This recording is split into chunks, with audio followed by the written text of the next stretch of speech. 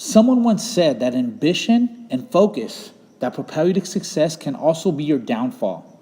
That quote can be applied to Mikey Garcia and his decision to move up in weight and face Errol Spence. The ambition that propelled Garcia to win titles in 4 different weight classes has now led him to 147, where he's seeking a greater calling, something that titles can't offer, seeking to cement his legacy with a career-defining win over Spence. Yes, it's very ambitious for Garcia to move up in weight, but it could be a very costly one. This fight is the type of risk, challenge that can not only define his career, but that can also end it as well. Garcia, more so than Spence, is risking it all. His health, status in the game, and for what? His legacy? A legacy that could have been defined already had he chosen not to be a malcontent and had stayed with then promoter Bob Arum in Top Rank back in 2014. Had he stayed, he would have at least faced and possibly defeated Manny Pacquiao, and who knows, maybe even Vasily Lomachenko and Terrence Crawford as well. Legacy sealed. That legacy also could have been defined in 2017 when Golden Boy Promotions offered him $2 million to face the legendary Miguel Cotto and what would be Miguel Cotto's retirement fight. Garcia turned that down as well. So why now? Why choose this fight? Why define your legacy the hard way? We hope to answer these questions and more. Welcome to HOB TV, Garcia versus Spence.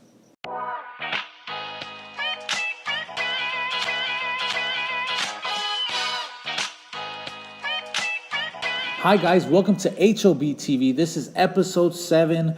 We want to first start off by thanking those that have subscribed, those that are tuning in, those that are commenting. And if you're watching for the first time, make sure you click the subscribe button. Stay tuned with us as we break down boxing for you, okay? Today we have a special edition show where we're going to be talking strictly Mikey Garcia versus Errol Spence, the pay-per-view card next Saturday on Showtime. So we're excited for it. I'm going to pass it over to my boy Steve. He's going to break down the essentials of this fight. Garcia versus Spence. It's a welterweight showdown with Spence's IBF title at stake. It's a battle between 2 undefeated champions in their primes. Make no mistake about it, this fight is just as big as Canelo versus Jacobs. You could even say that this fight is more meaningful. It will possibly tell us who the best welterweight is, along with giving us clarity as to who is boxing's best pound-for-pound fighter. Emanating from Dallas Cowboy Stadium, as of now, Vegas odd makers have Spence as a close to 4-1 betting favorite. And oh yeah, this fight comes with a price tag pay-per-view of $74.99. Now to break down Mikey Garcia for you, David's going to give us the rundown. All right, so Mikey Garcia, the Mikey Garcia rundown. So look at, here we go. He's the current IBF and WBC lightweight champion. Let me repeat that. Lightweight champion. He stands at 5'6". He has a 68-inch reach. He has a record of 39 wins with 30 knockouts. He's 12 years as a pro with 214 rounds fought. Also looking to become only the second fighter of Mexican descent to win titles in 5 divisions. David, do you know who the first fighter of Mexican descent is to win? No, who? Oscar De La Hoya. Oh, Oscar De La Hoya. Shout out to him. But size-wise, Mikey Garcia, Errol Spence would be like David and I getting it on in the ring. You know, it's a size We don't want difference. that to happen. No, definitely not. Now to break down Errol Spence, let me give you a little rundown. Errol the True Spence, making the 3rd defense of his IBF title. Lefty fights southpaw. Record of 24-0, 21 KOs. 29 years of age. Stands 5'9" and a half, 3.5 more than Garcia. 72-inch reach, 4 more than Garcia. 6 years as a pro with 96 rounds fought. Now, David, if you're Robert Garcia, what's the game plan for Mikey? Well, look, he's going to do what he always does. Box. Use his footwork, give him lateral movements, give him angles, sticking to the basic punches that he throws. He throws a basic jab, 1-2, and a 1-2 hook. What he does well, He does the simple stuff well. He has a great IQ in the ring, so he has to use that to his advantage. The question is, I mean, the big question I think all of us have is whether he can take this power of Errol Spence and whether he can do it for 12 rounds. If he can take the power and do it for 12 rounds, hey, don't be surprised him outboxing Spence, using that jab, using that right hand, coming back with a left hook, which is very effective against southpaws. So I'm looking for Mike Garcia to be using those lateral movements, to be moving, using the jab, the right hand, coming back with the hook, the whole fight. So what do you see about Errol Spence? Dave, if I'm Spence and his trainer Derek James, I want to get Garcia out of there quick. Garcia is an admitted slow starter, so Spence must jump on him quick and not allow Garcia to think and figure him out. Spence's volume has to be extremely high in the early going. Every time Garcia has been hurt in the past, it's been in the early rounds. Garcia was dropped in the second round against Martinez. He nearly went down in the second round against Burgos and had his nose busted in the second round against Lipinets. You see a pattern here? With that said, Spence has to keep in mind that Garcia only gets stronger as the fight goes on. But I believe that Garcia will get desperate as the fight wears on, but Garcia's technical ability, Spence can match. He's just as fundamentally sound. He has a better range and is better at making adjustments as he did in the signature win over Cal Brook. We've seen Spence back up and break down larger opponents than Garcia with the body attack that, frankly, El Gran Campeón Julio Cesar Chavez would be proud of. But again, it'd be in Spence's best interest to get him out early.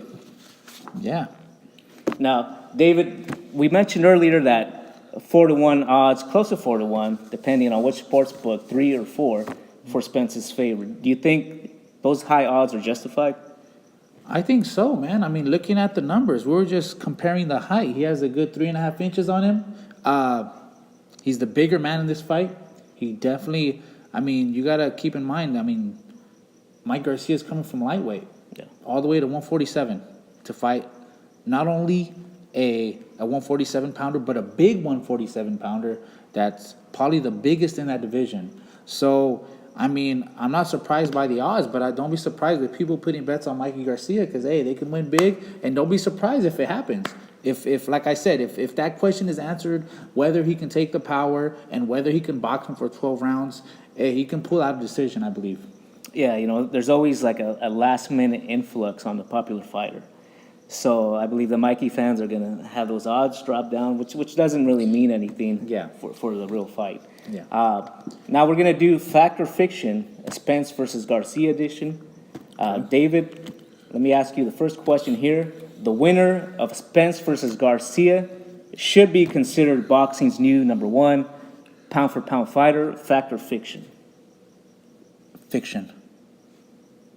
I'm going with, if it's Mikey Garcia, I'm going to say fact. If Mikey Garcia pulls it off, he should be the #1 pound-for-pound fighter in boxing.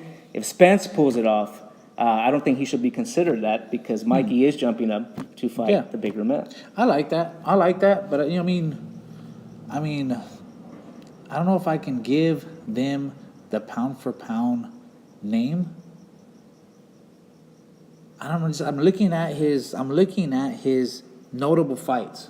I did some research this week, and I was looking at Mikey Garcia's notable fights. Okay, I'm gonna name out a few for you because I was trying to look through the list of fighters that he's fought, and not too many caught my eye. Okay, I'm gonna name a few. Orlando Salido, he won that by technical decision. Juan Manuel Lopez, TKO. Mm-hmm. He also beat Roman Martinez. Okay, and let's keep in mind this is at 135, right? So this is these are smaller guys. Adrian Broner, Sergey Lipnitz, and Robert Easter. So I mean, I'm not sure his resume. I mean, but if he does beat this, I'm not sure. He's definitely in the top 3, but I'm not sure if I can give him that #1 spot. Well, #1 and 2 right now are Vasily Lomachenko, right, and Terence Crawford. You wouldn't rank Garcia above those guys if he beats Spence? I mean, because who has Crawford and, Lomachenko, his resume is up there. But Crawford, I would put Garcia in front of Crawford should he beat Spence. That's good because I mean the thing about it is I don't know why Canelo's not in that 1 or 2 spot. He's number 3. He's never. No, he is. He's number 3. Yeah. So I mean that again, like I don't understand why Canelo, especially how about if he beats Jacobs? I still will not rank him above number 3. Wow. That's pretty interesting to me. Pretty shocking to me right there. That's good cheese, man. But look at, hey, but you know what? I like I said, I can't put him. I can put him in at number 2, but I don't think this fight can put him at number 1. It's good debate, good conversation. That Oh, first of course. fact or fiction. Let's get Yeah. to the second fact or fiction. Yeah. Robert Garcia recently stated that he guarantees that Spence will not be stronger than Mikey the night of the fight. Fact or fiction on Robert's claims? I think everyone is going to say fiction, man. I mean, I agree, come on. fiction. That's pretty obvious, right? I mean, dude, this guy is the bigger man. I don't care how strong Mike Garcia is coming in. They're doing that whole snack program with him. Yeah. I don't care what. I mean, It dude. doesn't matter how many snacks. Yeah, how many Mikey snacks is Garcia he eating, eats, right? Keto, protein. The guy could eat them all day, but Yeah, not going to make a difference. Clearly. I mean, you never know. There's always. I mean, when a punch lands right, and he can definitely hurt the opponent. And I can, I can't see Mike Garcia doing that. But hey, I think it's that right there is definitely fiction. This is certainly different from when Juan Manuel Marquez bulked up. He did it gradually over time. Yeah. You could start seeing it in the 3rd fight with Pacquiao, and then eventually to the 4th one where he peaked. Yeah. Looked like a little Hulk, Incredible Hulk right there, right? And I mean, we were talking about it earlier. Mike Garcia doesn't look too ripped at 135, Still has And a then towel he's- around his yeah. buttock, And then he's going up to 147. So, I mean, I'm not sure how much muscle they can put on him.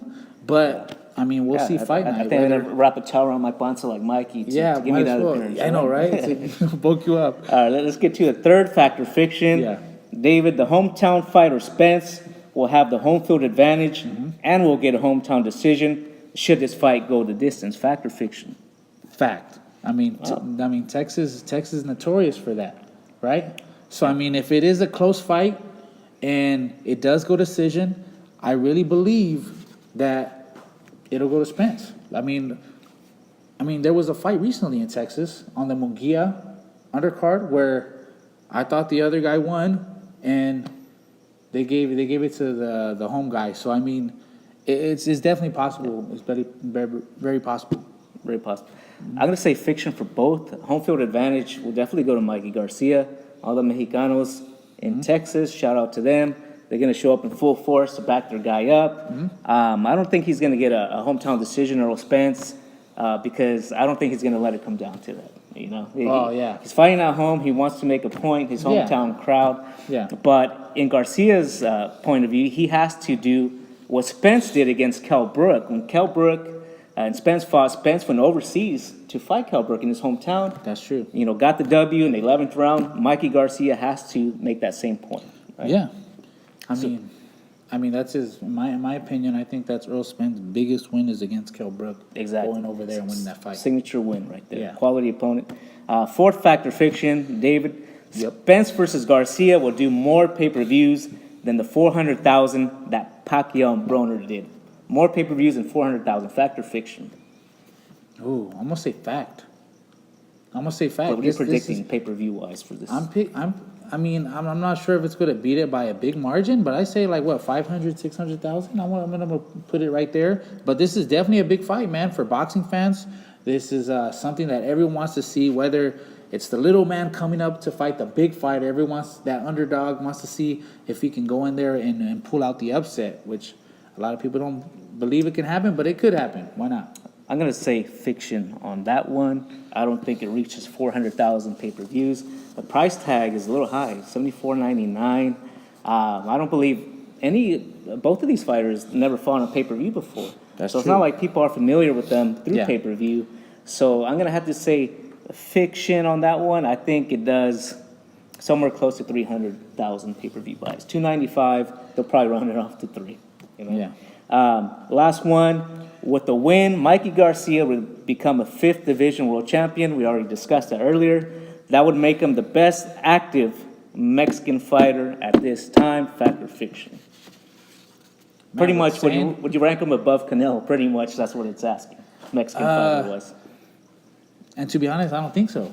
and that's just, I mean, call me biased or whatnot, but I think he's right under Canelo. I think Canelo right now is the bigger superstar in the sport, the exciting fighter, possibly unifying the division by beating Jacobs.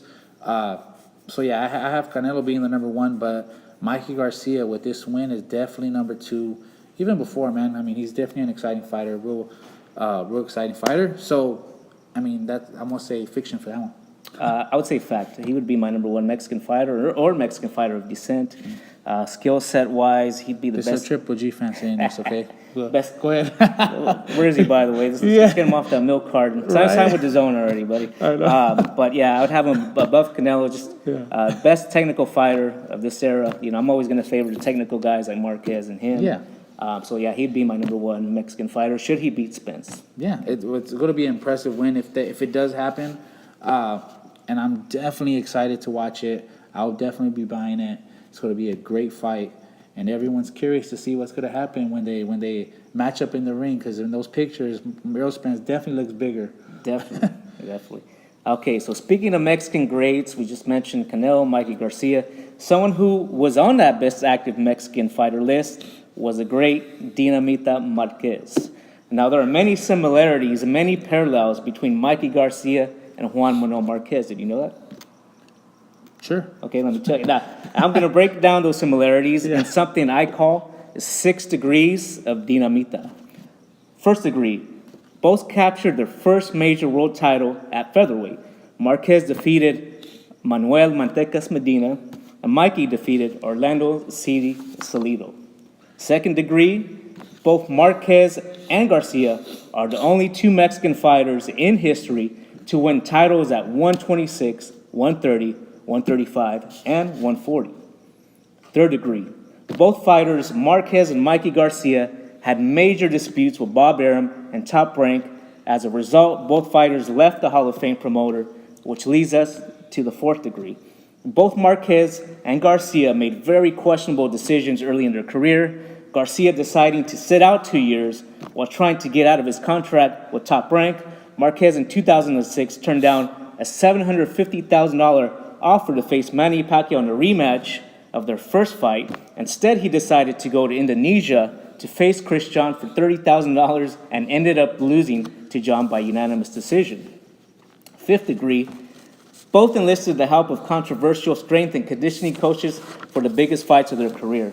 Marquez hired Memo Heredia for the third and fourth Pacquiao fights, and Garcia hiring Victor Conti, whom of course is known for his involvement in the Balco scandal. The final degree, sixth and final degree, both Juan Manuel Marquez and Mikey Garcia moved up weight classes to face the very best fighter in the welterweight division. Marquez moved up to fight Floyd Mayweather Jr. We all know how that went. And Garcia, of course, is moving up to face the best welterweight in Errol Spence. Now, David, the only degree left to answer in this comparison is, does Mikey Garcia possess that heart that Marquez did? If he gets dropped once, twice, can he battle back as Marquez did many times before? I believe so, man. He has that Mexican blood boiling in him, so he's definitely going to get off the canvas if it does happen. And he's definitely has that Garcia last name that he wants to fulfill, and he wants to prove to his fans, man, that he's to people that he's one of the greatest pound for pound, like you said. I do expect them to hit the canvas, against Errol Spence. So we are going to find it out, I believe. And I believe he will have the heart, as Marquez did, of course, to come up and make a battle of this fight. You Yeah. know? Now, with that said, it's time for our last degree, last thing of the show, prediction time. Prediction time. That's good. Well, my prediction for this fight, I got Errol Spence, TKO, 10th round. Did you see my notes? Did you Are see you my serious? notes, buddy? Did you see my gosh, no. Okay, we didn't look at our notes beforehand, man. But That's funny. Dave. Well, let me break down what I think. Okay. Dave, it's kind of like, the more footage I saw of Garcia this week, the less I gave him a chance. Spence is just a beast. He's just a bigger, better version of Garcia. Period. With that said, I'm going to give Garcia the benefit of the doubt. I think he gets hurt early on, as he did in the past. I'm talking broken nose, maybe dropped once, twice, but that Mexican heart will lead him to the later rounds.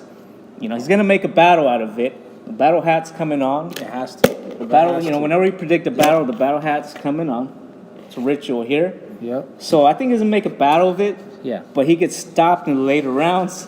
Spence by TKO later rounds. Round 10. Hashtag man down. Hashtag strap season. Hashtag Spence Garcia. I agree 100%. Spence is the bigger fighter. It's hard to imagine him not doing that. Yeah. He's such the bigger fighter of this fight, man. He's going to break down Mikey Garcia. Mikey Garcia mentioned that he's never fought a fighter like him, but at the same time, Mikey Garcia has never fought a 147 as strong as Spence. So it's going to be interesting to see. I don't see Mikey Garcia doing that the whole 12 rounds, boxing him. I mean, he didn't knock out Robert Easter, and he didn't knock out Adrian Broner. I can't picture him knocking out Errol Spence. So, I mean, we're just going to have to find out next Saturday for this fight. It's going to be a great fight. Are you buying it? I was hoping to come over to See, check it out, what? Dang it. so I didn't have to. No, I'm definitely gonna check it out. I'll be around somewhere around town checking it out. Of course. So yeah, man, we're looking for great fights next Saturday. We both got Errol Spence. It's going to be a great fight. If you haven't thought of watching it, make sure you go check it out.